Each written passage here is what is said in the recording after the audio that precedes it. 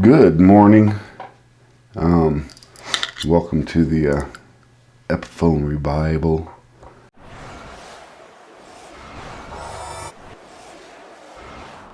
Done a preview on this and talked a little bit about it.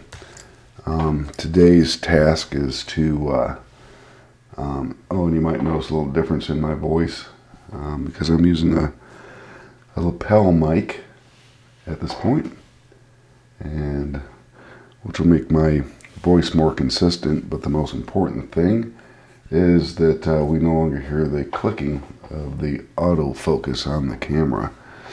Anyway, today's focus, if you will, is on checking the truss rod, getting the strings off, and possibly getting the neck off. But I want to check the truss rod and see if it actually works. And to do that, on this particular guitar, what we're going to do is take the cover off over here. There's only 2 screws. I think I have some spare screws. I can float this guy and get to all 3 screws in this thing. So I want to get this cover off, obviously, so I can access it.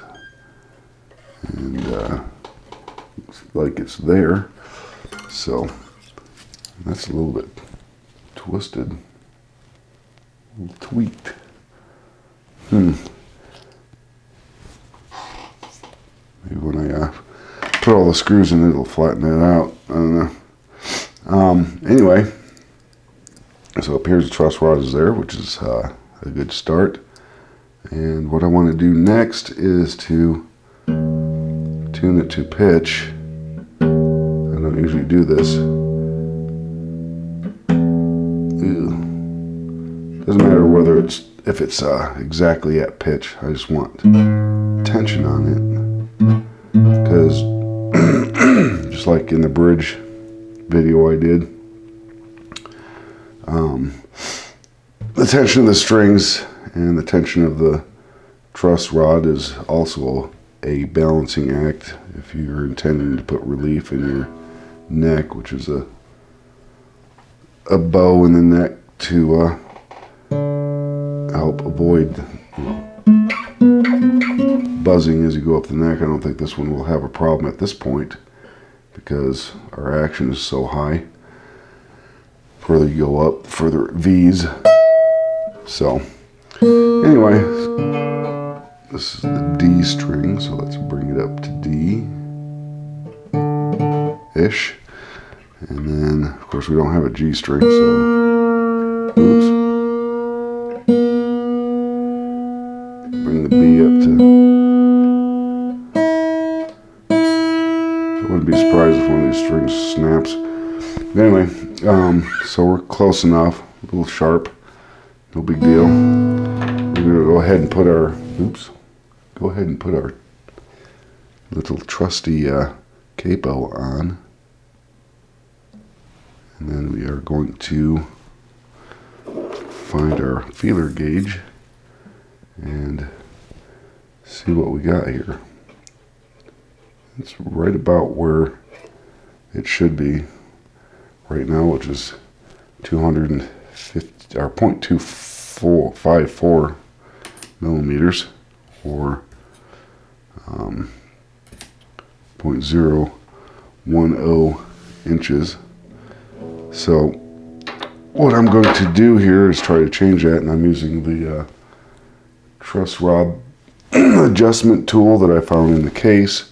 Hopefully it's the right one. I put a piece of tape on it so I wouldn't mistake it for one of mine. So I can put it back in there. Sometimes you can hear a difference in tone. Let's see, is this the right one? Are you the right one?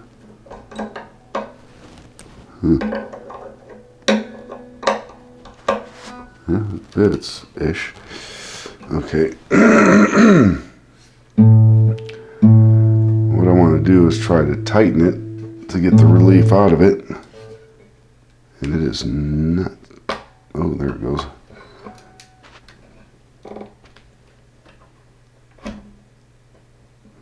That's actually loosening it right there. So right now it should have more relief. I don't know why I took the capo off. It's kind of dumb. Anyway, now we should have more relief.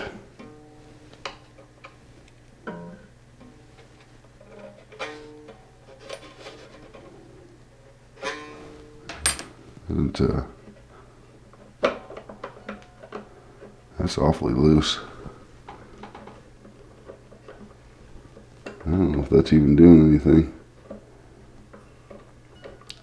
Yeah, it might not be doing anything. Okay, so I'm thinking the truss rod might not be working properly, but we can probably check out the other end of it when we get the neck off. So anyway, it doesn't appear to be working properly, but that's no real huge deal as long as it is going to stay. I guess it gave it a little bit more. So but it's awfully loose. It's almost like I could take the thing out of there.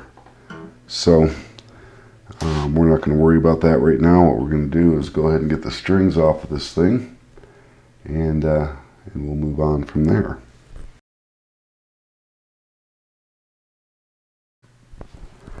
Time to take the strings off, but first, wait. I want to check something with my leveling tool here first. I want to see how much actual relief is in the neck. It looks like we have some movage here in the center. That means that the tool isn't touching in the middle, but it's touching on either end. I want to see if it changes after I get the strings off, because I won't be able to use the capo method when the strings are off already. So of course, first things first, lessen the tension on the strings so they're floppy and sloppy. Well, these three strings have so few wraps, I might be able to just take them off at the end down here. So we'll do that. But the other, like this high E, has a ton of wraps, so we're going to do that a different way. Going to cut them. So if you have an acoustic guitar and you want to change your strings and you have the peg set up, you always want to have one of these little gizmos here. So it's just a tool that pries the pegs out. So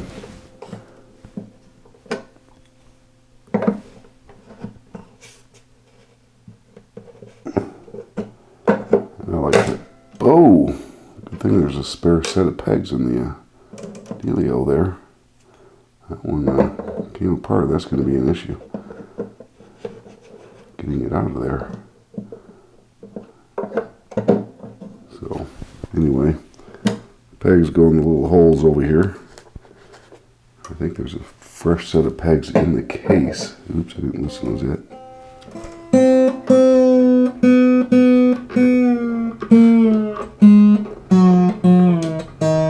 So we have our first drama. Broken peg, so that's going to be an interesting fix there. So we might not get to everything that we wanted to today. Hopefully none of the other pegs break.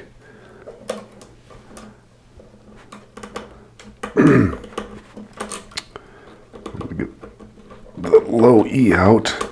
I guess I need to just clip it. Make it easier. This is why I like to clip them. So,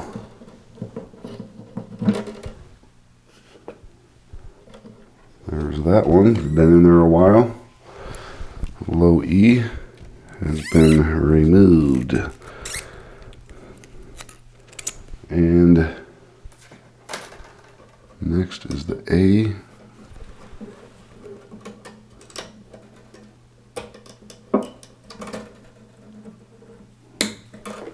Yeah. Clipping them is always the best way to do it.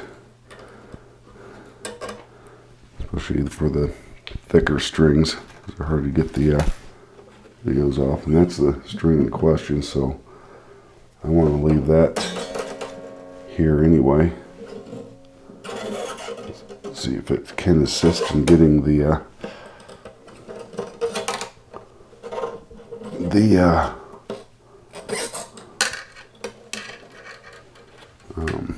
put that over there. Getting the peg out of there, the rest of the peg. Get all these out of the way and I'll handle the B and the E. Okay.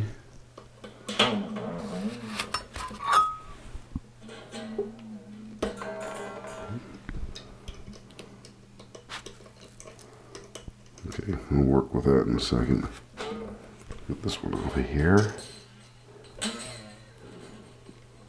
There we go.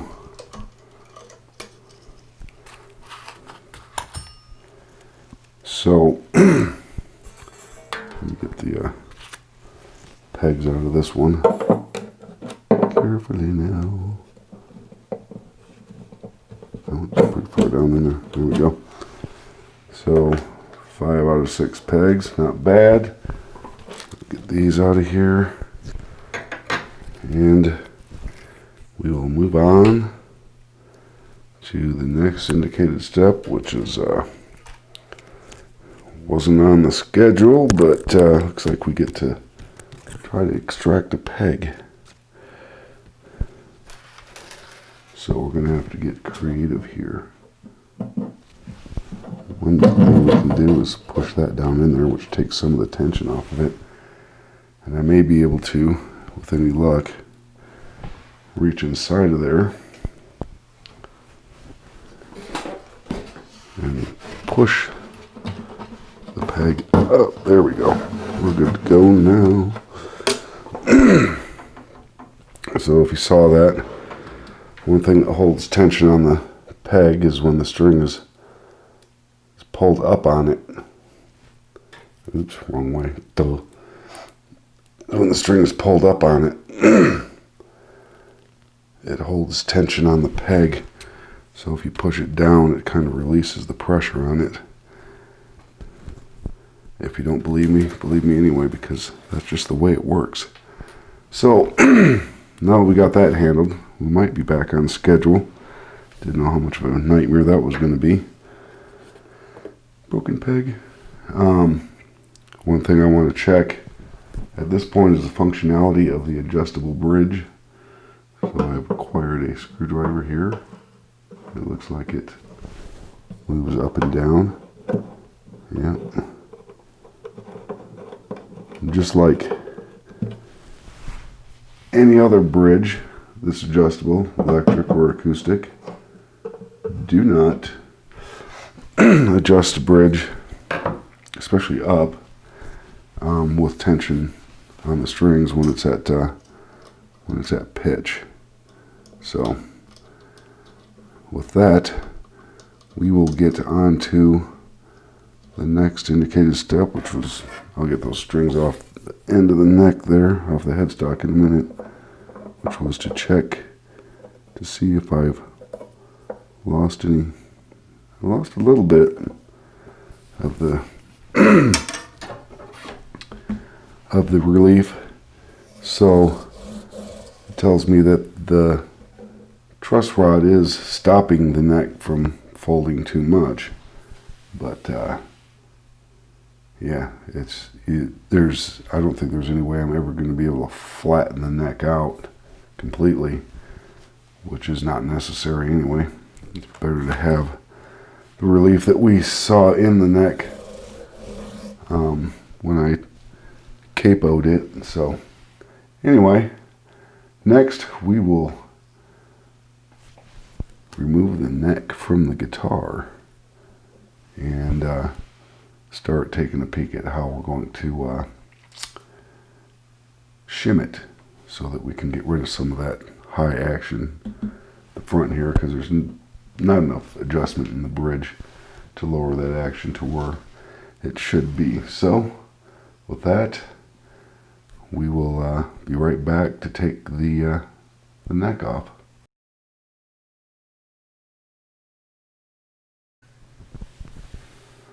Well, there, I've taken the liberty of flipping the guitar over, and we are now going to remove the back plate to the so I don't need this on anymore.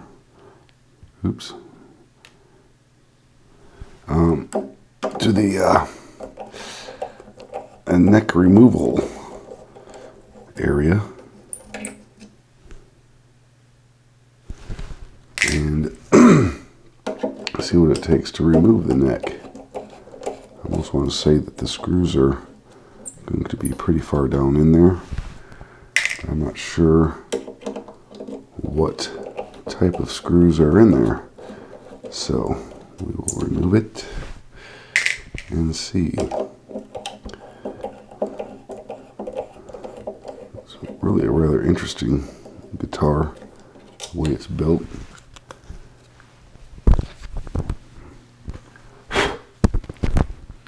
There it is.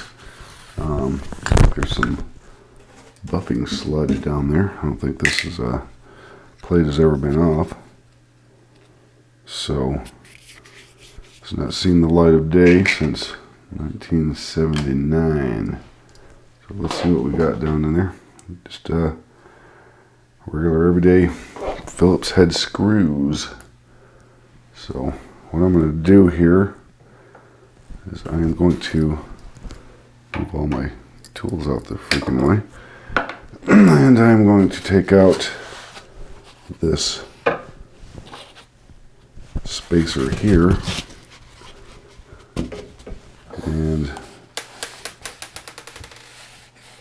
support it right on the neck here so that I can take the neck off without it moving. Okay, I'm going to gently remove this screw. I'm assuming they might not. It looks like I'll be able to. Well, that's interesting.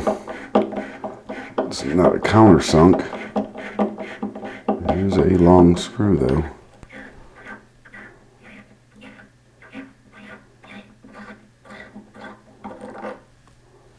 Grab my little box over here. I'm going to put everything in this box anyway before I get too carried away. That is one large screw. So anyway, there's one.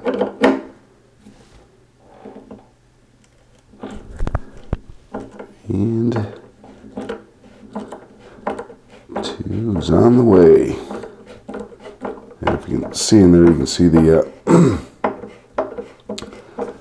sludge from buffing. These might even be number 3s. Unfortunately, I don't have a number 3 screwdriver here that I recall. I might. That one's in that kind of an angle.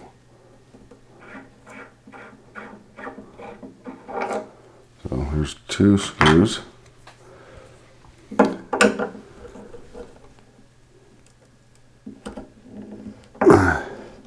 Being careful to make sure I break it loose. I don't want to strip the screw out in any way or fashion.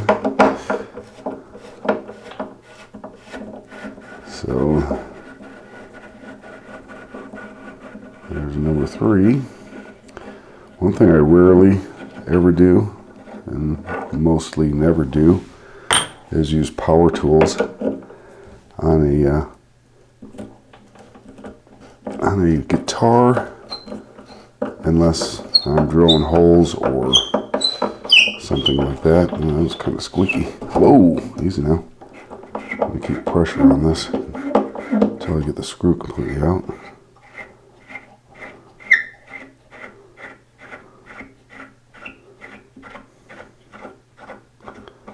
Okie dokie. I'm going to keep pressure on this until I get a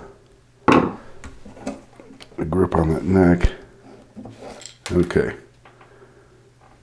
Looks like we may have had a shim in there already of some sort. So, anyway, I'm going to, neck has been removed. Oop, neck has been removed. I'm going to flip the guitar over, the body that is. Give you a look. It's got a number on there, 222. I didn't look real close yet, but I'm assuming that that the neck should have the same number on it. If it doesn't, maybe that's what's gumming up the works. And voila, 222, 222. So, no signature or anything on it, the builder. So there's that. I'm not sure what that gap is right there, but you can see the other end of the truss rod in there, and it doesn't appear that it would spin at the end, so we'll check that out closer later. But at least now I have a better idea of what I'm going to do shim wise. And I think that this was in there, probably likely from the factory, to shim it up. And so in the next video we will go through the process of shimming it and getting this neck. What I want to do is tilt it back a little bit and bring it up slightly. So it's going to need a wedge type of shim. So it'll have to be fatter towards the sound hole and thinner towards the back of the neck here. So anyway, one more thing before we take off is that I wanted to check these. These are pretty solid, especially for open gear. They seem to be pretty nice and tight, so I think we're good there. They're just not the most attractive keys. They have the manufacturing seam on them, which I notice a lot of even higher end tuners do. So not always cleaned up really nice. But next video we'll be shimming the neck, and we'll go through that process, and I'll show you how I make sure that we get enough shim and not too much. So until the next video, have fun and rock on.